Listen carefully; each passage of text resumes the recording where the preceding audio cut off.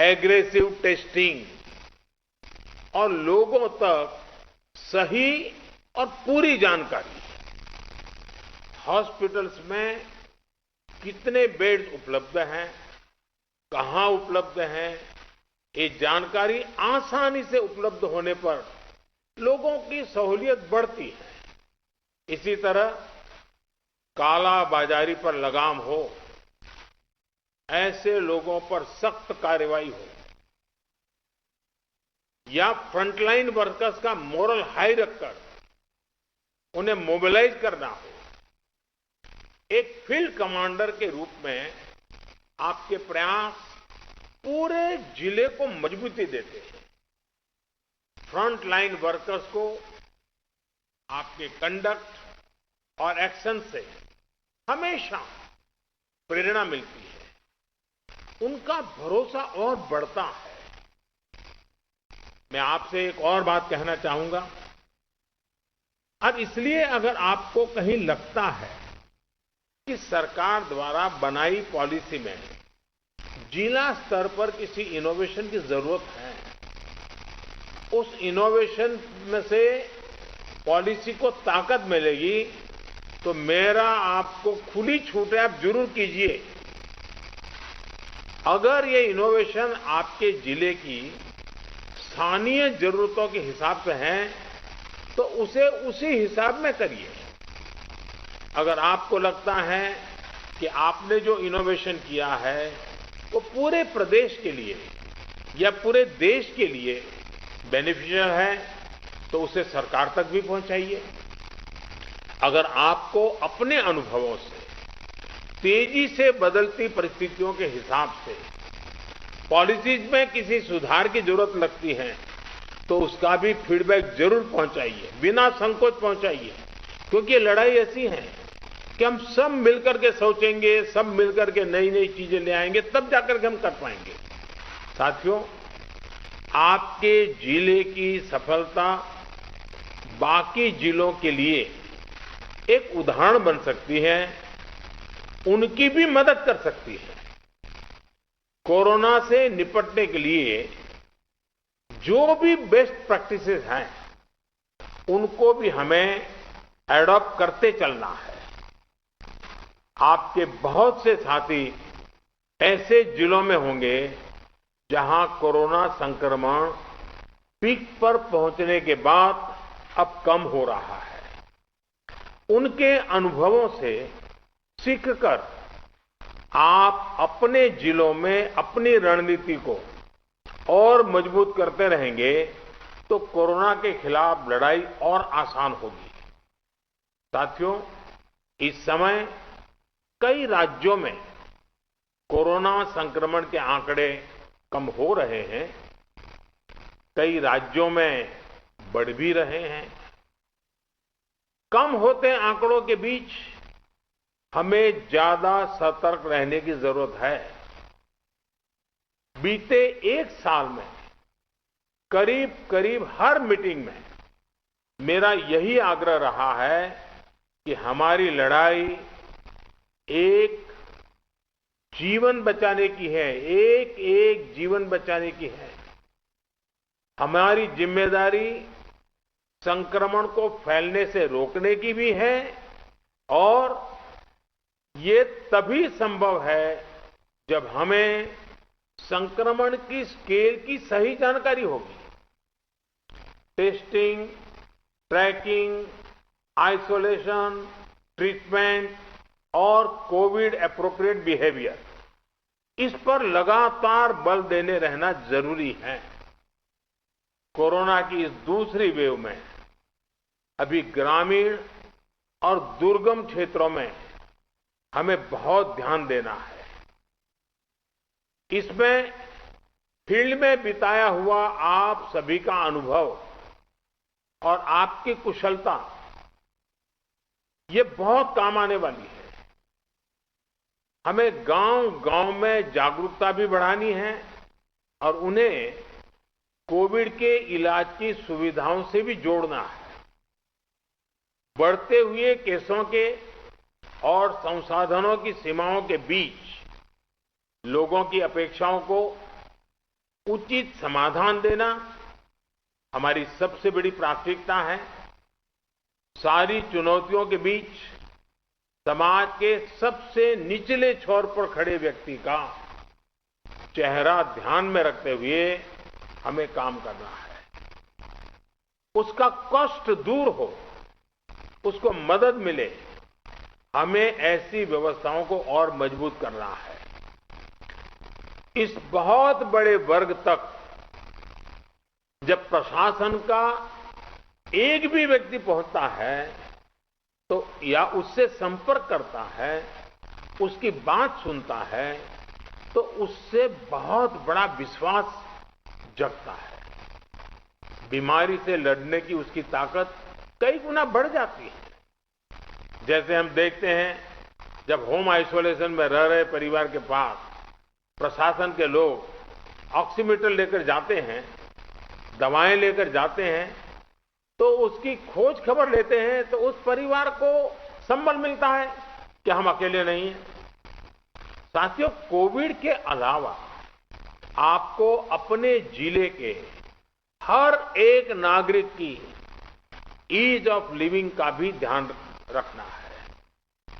हमें संक्रमण को भी रोकना है और दैनिक जीवन से जुड़ी जरूरी सप्लाई को भी बेरोक टोक चलाना है। इसलिए स्थानीय स्तर पर कंटेनमेंट के लिए जो भी गाइडलाइंस जारी की गई है, उनका पालन कराते समय इस पर भी गौर करना है कि गरीब को परेशानी कम से कम हो, किसी भी नागरिक को परेशानी ना हो। साथियों, पीएम केयर्स के माध्यम से देश के हर जिले के अस्पतालों में ऑक्सीजन प्लांट लगाने पर तेजी से काम किया जा रहा है। कई अस्पतालों में ये प्लांट काम करना शुरू भी कर, जैसे अभी चंडीगढ़ का हमने सुना, कितना बेनिफिट हुआ उनको।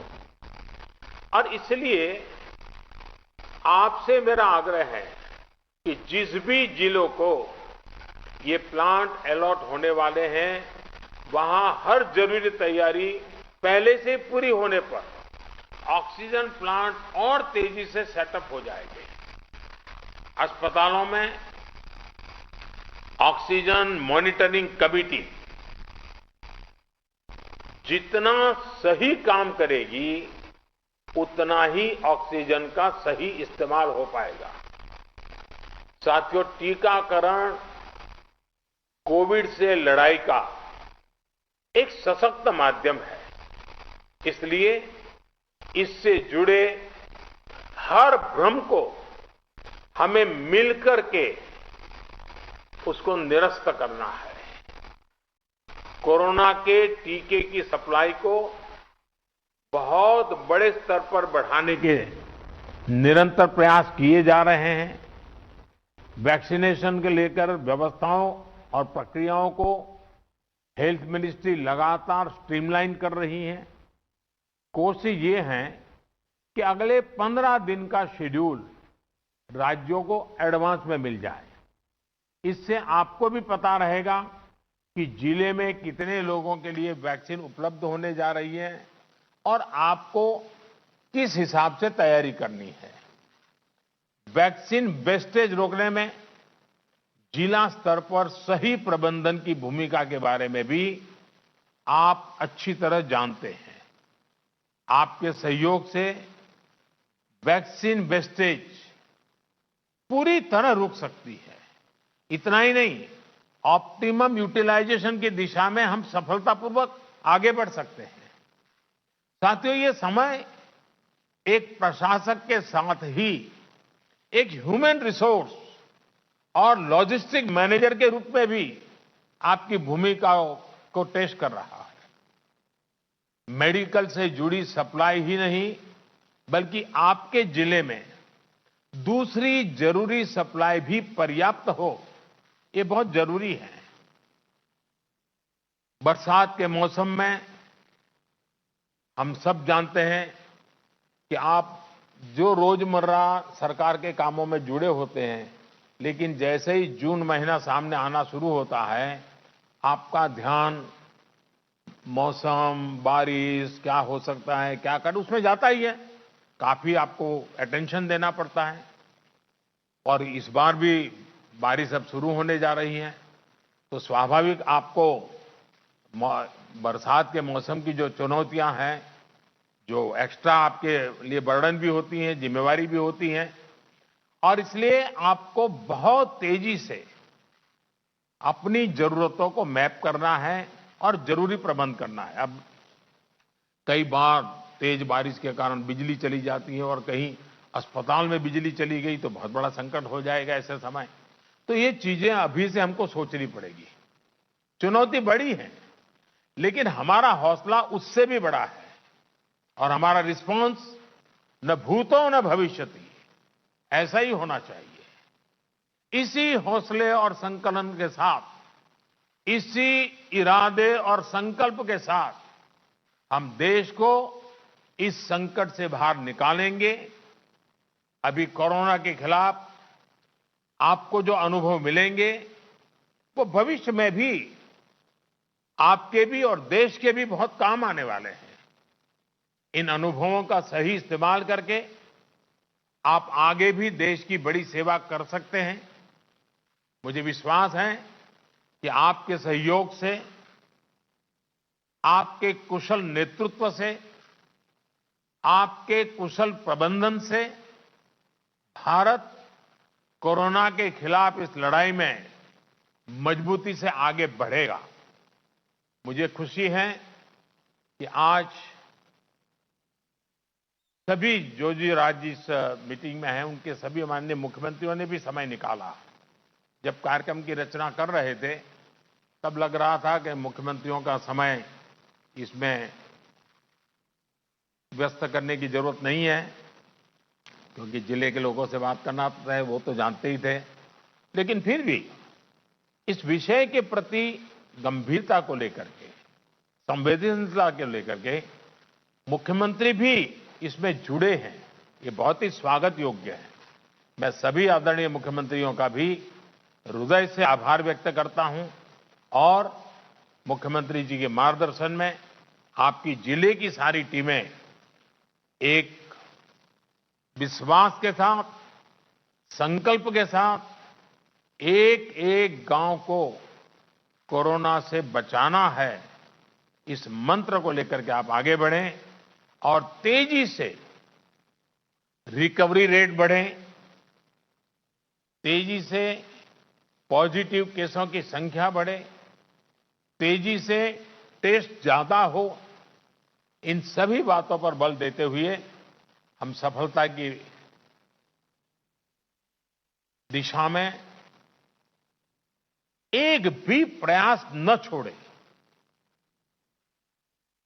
एक भी प्रयोग न छोड़े। मुझे विश्वास है कि जो आपसे सुना है उसमें एक आत्मविश्वास भी है, अनुभव भी है, नए नए तौर तरीके भी हैं। ये सारी चीजें अपने आप में बहुत बड़ा विश्वास पैदा करती हैं। मैं फिर एक बार आप सबका बहुत बहुत धन्यवाद करता हूं और बहुत बड़ा काम है, फील्ड में रहना है। आपके स्वास्थ्य का भी जरूर ख्याल रखिए, अपने परिवारजनों के स्वास्थ्य का भी ख्याल रखिए और आप जिस क्षेत्र को संभाल रहे हैं, वहां के एक एक नागरिक के स्वास्थ्य को बनाए रखने में आपका नेतृत्व काम आए, इसी अपेक्षा के साथ बहुत बहुत धन्यवाद, बहुत बहुत शुभकामनाएं।